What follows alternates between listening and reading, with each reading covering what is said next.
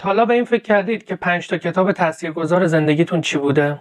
هنوز حتی وقتی به محاکمه فکر میکنم حالم بد میشه. من 5 تا کتاب خودم رو به شما معرفی میکنم. برادران کارامازوف از فئودور داستایوفسکی که ساختار بسیار مستحکمی داره و تقابل معناهاست. این کتاب توش فلسفه داره، دین داره و خیلی از رمان‌های پلیسی و جنایی از این کتاب الهام گرفتن.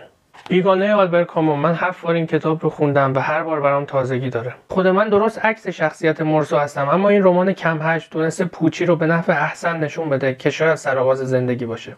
4 سوار سرنوشت، روایت نسل در نسل یک خانواده توی شرایط مختلف، مخصوصا جنگ، قصه آدم‌ها، بسیار تاثیرگذار و از اون داستانایی که همیشه تو ذهنم میمونه.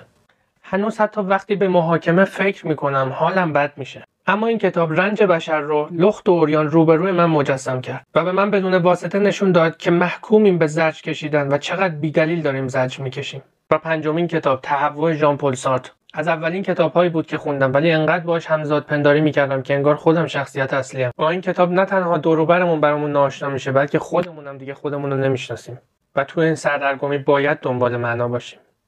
اینا کتابای من بودن، اما شما کدوم کتاب براتون خیلی تاثیرگذار بود؟